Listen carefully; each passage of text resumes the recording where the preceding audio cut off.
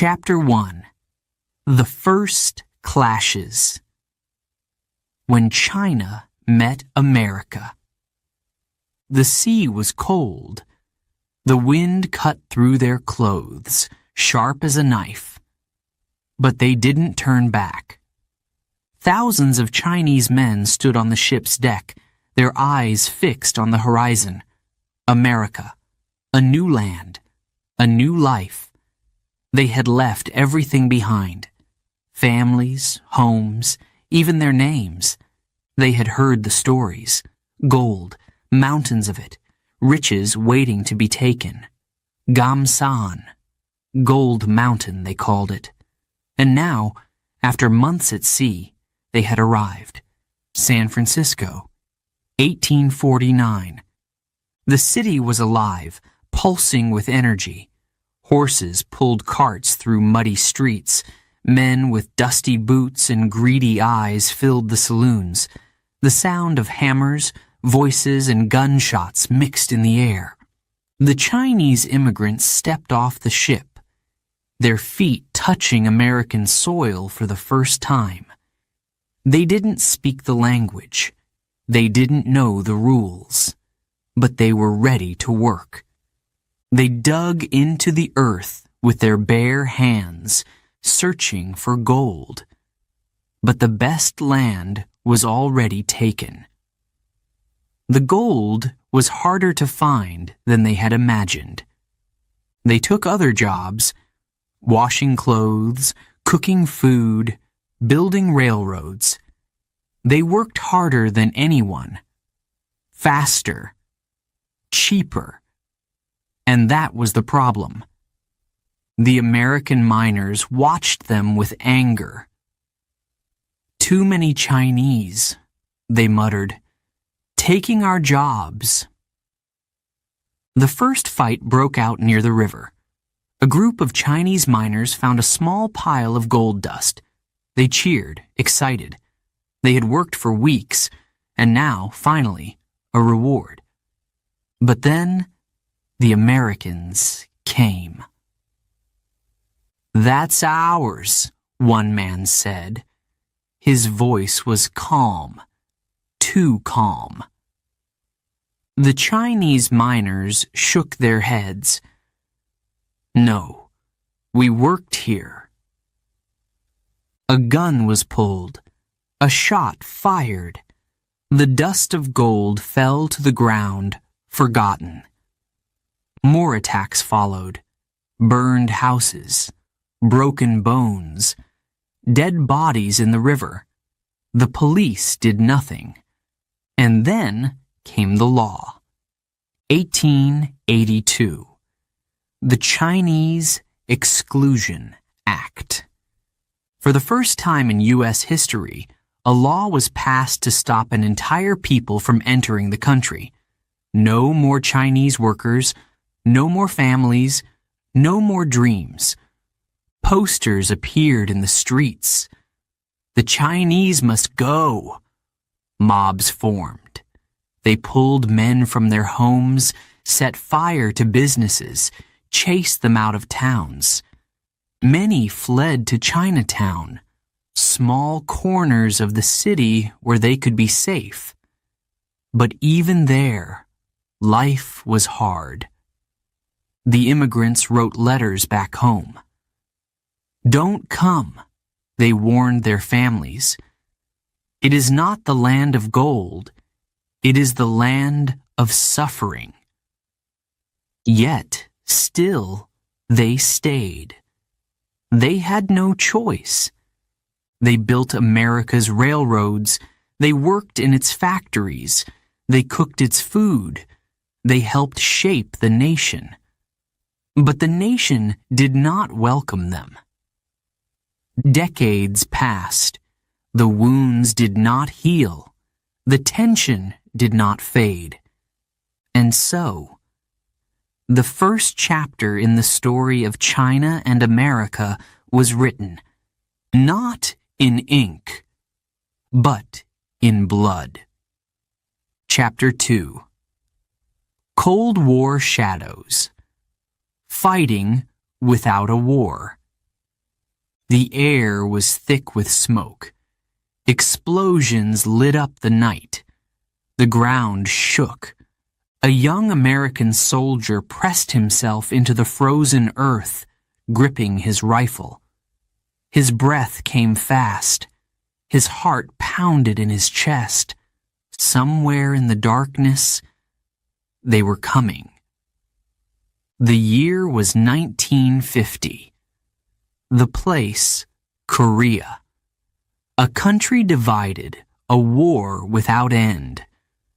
The United States fought on one side, backing the South. China, on the other, supporting the North. They never declared war, but make no mistake, this was war. The battle raged. Snow turned red. Bodies fell in the cold. The Americans had arrived first, pushing the North Koreans back, almost to China's border. Victory seemed near, but then everything changed. China entered the war, not officially, not with an army, but with volunteers. Hundreds of thousands of men dressed in padded coats, carrying rifles, marching through the mountains. The Americans weren't ready. They thought the war was almost over. Now, it was only beginning. The Chinese soldiers attacked in waves. First one group, then another, then another. The Americans fired. Bullets ripped through the night. But still, the soldiers came. More and more, endless waves in the snow. A retreat, then another. The Americans fell back, city by city. It was no longer about winning. It was about surviving. Months passed. The war dragged on. In the end, no one won. Korea remained divided. Two countries, split by a single line, the 38th parallel. Two enemies staring at each other across the border. And the Cold War had only just begun. Years later, it happened again. This time, Vietnam. The jungle was hot. The air smelled of sweat, gunpowder, and rain. American helicopters roared overhead. On the ground, soldiers moved carefully, watching the trees. Every shadow was a danger. Every step could be their last. But this was no ordinary war. No tanks rolling forward. No front lines. No clear enemy. The soldiers fought ghosts, fighters that appeared, attacked, and vanished into the jungle. The United States supported the South. China and the Soviet Union helped the North. The pattern repeated. Another war, another battlefield. But still, no direct fight between the two great powers. Yet, China's influence grew. The world was changing. Back in Washington, the American government watched nervously. China was no longer just a country. It was an idea, a symbol, a challenge. Communism was spreading. Would it stop? Could it stop? Tensions rose. Missiles in Cuba, spies in the shadows, a race to the moon. For decades, the Cold War shaped the world. A war without battles. A war without peace. And in the middle of it all stood China and the United States. Watching, waiting, fighting, without ever truly fighting. Chapter 3. The Taiwan Crisis. The island caught between giants. The ocean was calm. The waves moved slowly, reflecting the moonlight like silver. But beneath the surface, danger. A U.S. warship floated in the dark, its engines quiet, its guns loaded. Sailors stood ready, eyes on the horizon, hands on their weapons. Across the water, a Chinese destroyer did the same. The two sides did not speak, did not fire. But one wrong move, and everything could change. The year was 1949. The war was over. But the peace? That was still far away. On the mainland, the Communist Party had won. Mao Zedong's army marched through Beijing. The red flag rose high. China was now communist, and Mao was its new leader. But not everyone accepted it. The old government, the nationalists, had lost the war. They had fled, 2 million people, soldiers, politicians, families. Across the sea, they reached a small island, Taiwan. It was not just a place to hide, it was a last hope. From there, they dreamed of taking back China. Beijing called them traitors. Mao wanted to end this battle for good. Taiwan had to be taken by any means necessary. But there was a problem. The United States. America had a choice: support Taiwan or stay out of it. At first, they hesitated. Taiwan was small. The Cold War was just beginning. The U.S. had its own problems.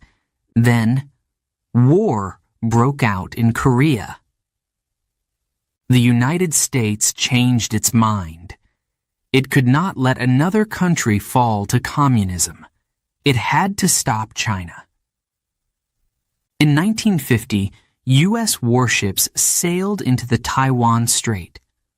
A wall of steel. A warning to Beijing. If China attacked Taiwan, it would face the United States. Mao was furious, but he was not ready to fight the U.S. directly. The invasion was stopped. For now. Years passed. The tension did not fade. Then, in 1954, China made its move. Boom. A missile hit the sea near Taiwan. Another followed, and another. China was attacking the small islands near Taiwan. Bombs rained down. Soldiers prepared to land. Taiwan's government was afraid. Was this the beginning of an invasion? The U.S. answered. More ships, more planes, more threats. The two powers stood face to face once again. Would they fight this time? Would the Cold War become a real war? The world held its breath. Then, silence. At the last moment, China stopped. The crisis was over. But only for now. In 1958, it happened again. China attacked the islands once more. The sky filled with fire. Taiwan soldiers held their ground, waiting. Would the U.S. come to help? American ships moved closer. Would they fire? Would they attack? China saw them. And once again, it stepped back. 3 times, the world had been on the edge of war. Taiwan remained free. But Beijing never forgot. Decades passed. Taiwan grew stronger. It became rich, democratic, different from the mainland. But China never gave up its claim. To Beijing, Taiwan was not a separate country. It was still China. And one day, it would return. The United States continued to protect Taiwan, but never officially. It did not recognize Taiwan as a country. It did not put troops there, but it always watched, always warned China not to act. And now? The tension remains.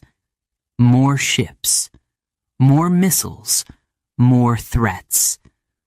The world still watches, still waits.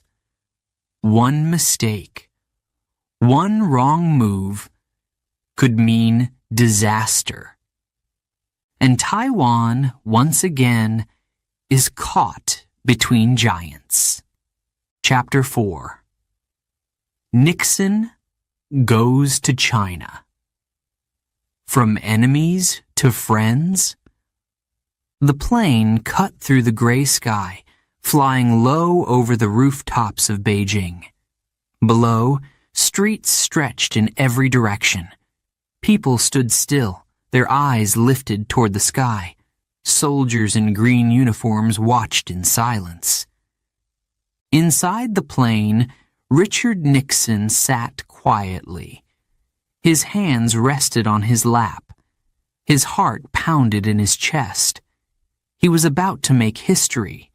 For years, China and the United States had been enemies. They had fought in Korea. They had threatened war over Taiwan. They had lived in the shadow of the Cold War, never speaking, never meeting. Now, that was about to change. The wheels touched the runway. The plane slowed, then stopped. A door opened, and Nixon stepped out. The cold air hit his face. He adjusted his coat and took a deep breath. On the ground, Chinese officials stood waiting. Their faces were serious, their hands folded behind their backs. And then he appeared. Mao Zedong, the man who had led the communist revolution, the man who had called the U.S. the enemy, the man who had fought against everything Nixon believed in. Now they stood face to face. The cameras flashed. The world held its breath. Then Nixon extended his hand. A pause. Mao looked at him. A small smile formed on his lips. He reached out and shook Nixon's hand. It was just a handshake. Just a simple moment. But it changed everything. For over 20 years, no American leader had stepped foot in China. No American diplomat had met with its government. Now, in a single moment, the wall between the two nations had cracked. They walked inside. The talks began. The discussions were careful, slow. Both sides knew the risks. Mao and Nixon sat in a large, simple room. No translators, no officials, just two men speaking through an interpreter, trying to end years of silence. Nixon spoke first. The world cannot be safe if China and the United States do not talk. Mao nodded. You are right. Their conversation lasted only an hour, but it was enough. Nixon spent a week in China. He met with Premier Zhou Enlai. He visited the Great Wall. he watched a performance of traditional Chinese opera.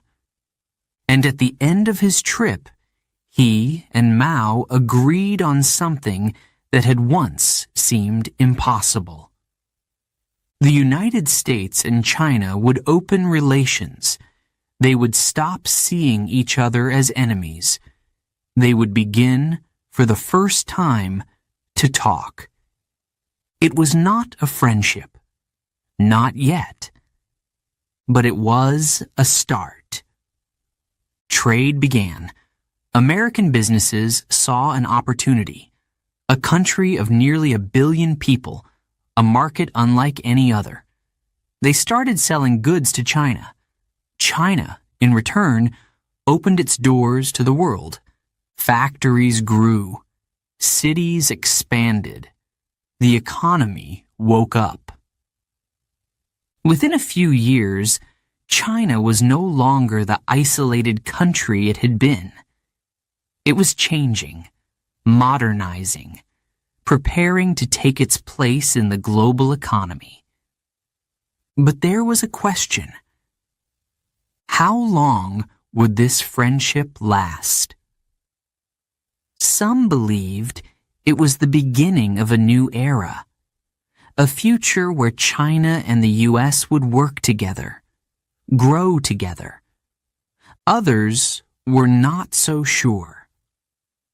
The Cold War was still alive. Taiwan was still a problem. And deep down, both sides knew. This was not a perfect friendship. But for now, it didn't matter. Nixon left China knowing one thing. History had changed, and the world would never be the same. Chapter 5. The Economic Rivalry. Who will rule the market? The streets of Shanghai glittered at night. Towers of glass and steel rose into the sky, their lights blinking like stars. Below, cars moved in every direction. A city that never slept. A country that had changed. Not long ago, China was a land of farmers and small factories. Now, it was different. Bigger, richer, more powerful. Across the ocean in New York, the feeling was different. The United States had led the world economy for decades. It had the biggest companies, the strongest banks, the most advanced technology. But now, it felt the pressure. China was rising. Fast.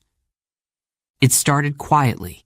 Factories in China made cheap clothes, toys, electronics. Companies in the U.S. saw an opportunity. Cheap labor. Huge profits. American businesses sent their work overseas. More factories opened. More jobs moved. China became the world's factory. Millions of workers. Thousands of products. Everywhere. At first, the U.S. was happy. Goods were cheap. Businesses made money. The economy grew. But then, something changed. China didn't just want to make things. It wanted to sell things. Compete. Lead. New companies appeared. Huawei, Alibaba, TikTok. Not just factories, but businesses that could challenge the biggest American brands. Skyscrapers rose in Beijing. Bullet trains raced through the countryside. High-tech cities grew overnight. China was no longer just copying the world. It was creating it. And the U.S. took notice. Tensions rose. Trade became a battlefield. Tariffs, taxes on Chinese goods. The U.S. government said China was not playing fair. Too much government control. too many hidden tricks. China answered back. More tariffs, more restrictions. The world watched as the two biggest economies clashed. It was not a war of tanks or bombs. It was a war of money. Tech companies were caught in the middle. The U.S. banned Huawei, afraid its technology could be used for spying. China pushed back, blocking American apps. Microchips became weapons.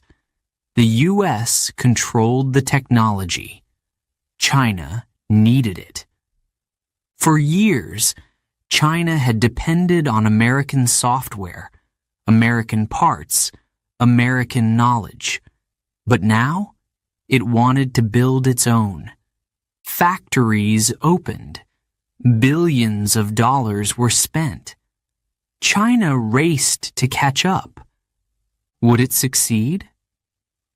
Some thought so.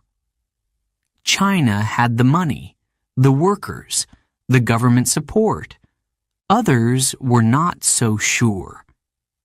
The U.S. still led in many areas: innovation, research, military strength. Could China truly take its place? One thing was certain. The rivalry was not just about business. It was about power. Who would lead the world economy? Who would decide the future? For now, the battle continued. Two giants, one market, and no one knew how it would end. Before we begin Chapter 6, a quick note for our listeners. You're currently listening to this audiobook on Woo English. Remember, this content is specially made for Woo English listeners only. If you're hearing it on any other channel, it may be a violation of Woo English's rights. Please ensure you're tuned into the right source to fully enjoy and respect this audiobook journey. Now, let's continue the story. Chapter 6. The Fight for Technology. Who controls the future? The lights flickered. Just for a second, barely noticeable. But in a high-security building in Washington, alarms began to flash. A cyber attack. Somewhere, deep in the web, hidden behind layers of code, a silent war was being fought. No bullets, no explosions, just hackers, algorithms, data. The battlefield had changed. For years, the world's great powers had fought on land, in the air, across the seas. But now, the real fight was happening in places no one could see. Technology had become the new weapon. The most powerful weapon. In China, a team of engineers sat in a brightly lit office. The air smelled of coffee, fresh ink, and warm circuits. Screens flashed with numbers, graphs, and designs. They were building the future. 5G networks, artificial intelligence, quantum computing. They had a mission: to make China the world leader in technology. And they were succeeding. Huawei became one of the biggest tech companies on the planet. Its 5G network spread across Asia, Africa, and Europe. Super-fast internet. A connected world. But the U.S. saw a danger. Could China's technology be trusted? Could it be used for spying? For control? Washington made its move, Sanctions, bans, restrictions.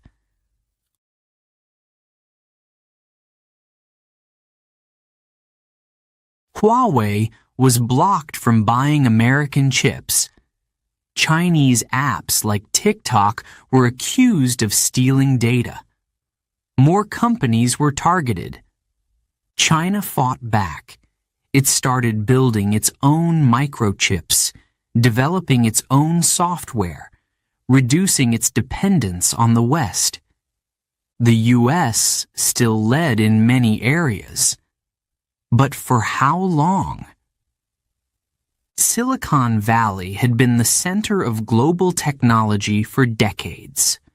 Google, Apple, Microsoft, the biggest names, the most advanced research. But China was catching up. Its engineers worked day and night. Factories opened. Money flowed into AI, semiconductors, and robotics. The battle was no longer just about business. It was about control. Who would lead the future? Who would decide how the world was connected? Hackers entered the fight. Governments accused each other of cyber attacks, data leaks, secret operations. Banks were hacked. Military documents were stolen. Power grids flickered. The internet itself had become a battlefield. And no one knew who would win. Would the world stay open and free, or would it be divided? Two systems, two internets, two separate futures. The fight for technology had just begun, and the whole world was watching. Chapter 7. The South China Sea. A dangerous game of warships. The ocean stretched endlessly, blue and silent. Waves rolled gently under the warm sun. A fisherman cast his net into the water, watching it sink below the surface. The sea had always provided, but now it had become something else, a battlefield. In the distance, a dark shape appeared on the horizon. Then another, and another. Warships. The fisherman felt a chill. He pulled his net back into the boat, his hands tight on the ropes. He had seen them before. Chinese ships, American ships, moving through the water, always watching each other. This was no ordinary sea. It was the South China Sea, one of the most important places on Earth. A place of wealth. Beneath the waves, oil and gas lay hidden. Above, ships carried goods between nations. Billions of dollars in trade passed through these waters every day. But who controlled it? For years, China had made its claim. These waters belong to us. It built islands, small at first, then bigger. Not just sand, but runways. Not just rocks, but military bases. The world watched. The United States responded. Warships entered the sea, sailing close to China's new islands. These waters are free, the U.S. said. No one owns the sea. China disagreed. A game began. Planes circled in the sky. Submarines moved in silence beneath the waves. Battleships floated, their guns pointed but not fired. Each side waited. One wrong move, and everything could explode. In the capital cities, leaders spoke carefully. Diplomats met behind closed doors. But in the sea, it was different. Sailors stood at their posts, watching the radar. Pilots gripped their controls, ready to react. The world's two most powerful militaries standing face to face. Would there be war? A U.S. ship sailed close to one of China's artificial islands. Too close. A warning came over the radio. Turn back. The U.S. ship continued. Chinese jets roared into the sky. Soldiers prepared for orders. But then, silence. The U.S. ship turned away. A message had been sent. A warning given. But for how long? The tension did not fade. China built more bases. The U.S. sent more ships. Other countries joined the dispute: Vietnam, the Philippines, Malaysia. Each one had its own claim. The sea became crowded, the risk of conflict greater. Would diplomacy find a way? Or was this the beginning of something far worse? The fisherman sat in his boat, staring at the warships. He had no power over them, no voice in this battle. He cast his net again, hoping to catch something. Hoping one day the sea would belong to no one, and to everyone. Chapter 8. The Battle for Influence. Who leads the world? The sun burned high over the desert. A group of workers stood in the heat, sweat rolling down their faces. They lifted heavy steel beams, their hands covered in dust. A new highway was being built, not in China, not in the United States, but in Africa. Far away, in another part of the world, a similar scene unfolded. Cranes rose high in the sky. The sound of hammers echoed through the streets. A new port, a new railway, a new city. China was everywhere. For years, it had built roads, bridges, and power plants across Africa, Latin America, and Asia. It had a name for this project, the Belt and Road Initiative, a new Silk Road, a plan to connect the world to China. The U.S. watched, and it worried. For decades, it had been the leader, the one that helped nations grow, the one that made the rules. But now, China was moving fast, too fast. Billions of dollars flowed out of Beijing. Loans, investments, agreements, countries took the money. They built airports, schools, dams. Some were grateful. China is helping us, they said. Others were afraid. What if we cannot pay? The U.S. did not stay silent. It sent its own money, made its own deals, formed new alliances. A new battle had begun. Not with soldiers, not with weapons, but with influence. Who could offer more? China promised development. Work with us and your country will grow. The U.S. promised freedom. Work with us and you will be safe. Some countries chose China, a fast-growing economy, a partner with no conditions. Others stayed with the U.S., a long-time ally, a leader of democracy. And some? They tried to take from both, balancing between giants. The fight for influence spread across Africa, across Latin America, across Asia, ports in Sri Lanka, railways in Kenya, highways in Brazil.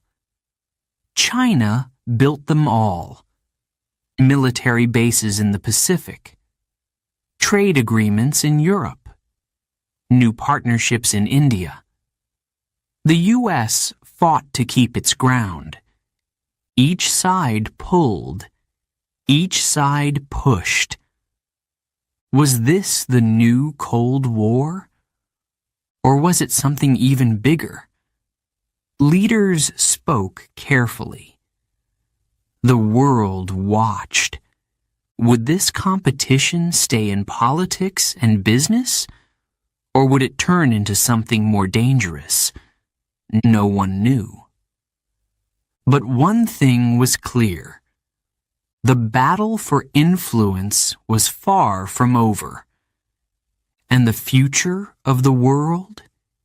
It was being written. Right now. Chapter 9. The War That Almost Happened. Close calls and hidden threats. The pilot gripped the controls, his breath slow, steady. The sky stretched endless before him, blue and silent. But the silence did not bring peace. It was the kind that came before disaster. The plane moved high over the sea. Below, the waters of the South China Sea rippled like glass. The mission was simple. Gather intelligence, return home. Routine, safe. Until the radio crackled. A warning. A voice, sharp and clear. Turn back. Now. The pilot's hands tightened. He looked at the radar. A dot, then another, moving fast, Chinese fighter jets. The U.S. spy plane held course. It was not in China's airspace, but China did not see it that way. Suddenly, a hit, a shock. The plane shook violently. A fighter jet had flown too close. It clipped the wing. The American plane spun. The pilot fighting for control. A disaster. A crisis. The world held its breath. This was not just an accident. This was a test. A message. A moment that could change everything. The year was 2001. The Cold War was over. But tensions between the U.S. and China had not disappeared. They had only changed. The pilot managed to land the damaged plane, but not at home, in China. The crew was taken, held for days. Every hour, the fear grew. Would this turn into war? Behind closed doors, diplomats worked fast. Messages passed in secret. Careful words, promises, deals. Finally, the crew was released. The plane was not. A small price for peace. It was not the first time the world had come this close, and it would not be the last. Years earlier, in 1958, another crisis had unfolded. This time, over Taiwan. China fired missiles, again and again. Taiwan, backed by the U.S., stood firm. War seemed inevitable. The U.S. prepared to act. Would they strike? Would they send troops? Then, A message. A secret note sent between governments.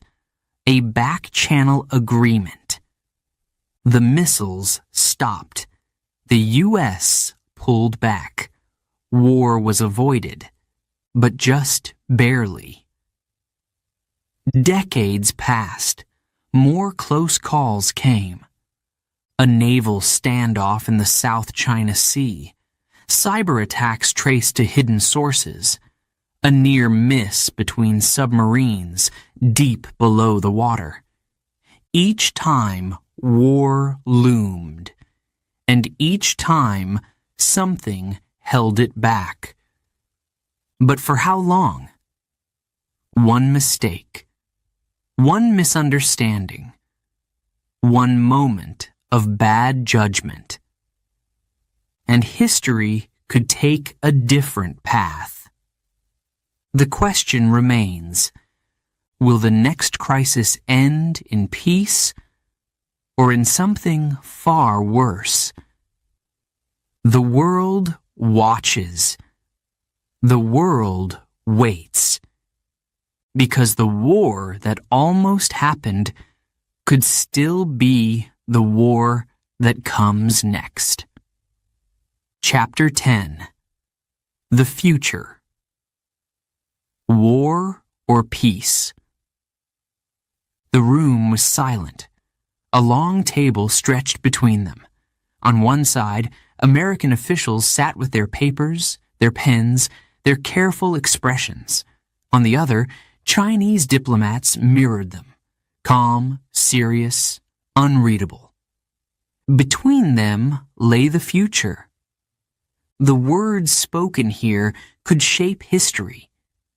Tensions had never been higher. Trade wars, military standoffs, cyber attacks. Each year, the rivalry grew stronger. Each year, the risks became greater. Could this be solved with words? Or was the world moving towards something else? Outside, the city moved on.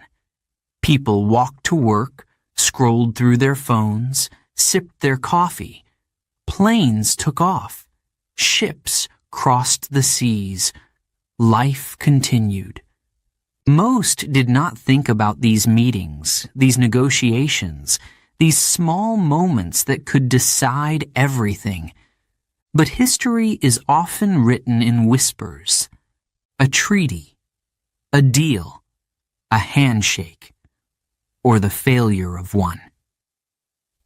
If talks collapsed, what would happen next?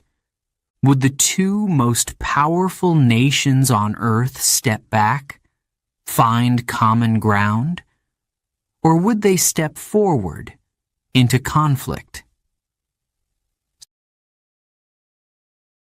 Some believed war was impossible. Too much to lose. The world was too connected. Trade too important. Economies too fragile. A war would destroy everything.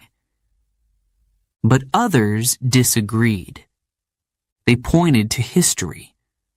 Nations had been here before. Great powers had clashed before. And each time, people had said, "It won't happen." Until it did. In the South China Sea, warships moved through the waves. Pilots watched each other from the cockpits of their jets. Soldiers stood on high alert. In Washington, in Beijing, leaders made speeches. Some called for peace. Others called for strength. The world watched. Would the two great powers learn to share? Would they step back before it was too late? Or was a final clash coming? A new Cold War? Or something far worse? The future is unwritten. The decisions have not yet been made. But one thing is certain. The next chapter has not been written. Not yet. And the world is waiting to see how it will end.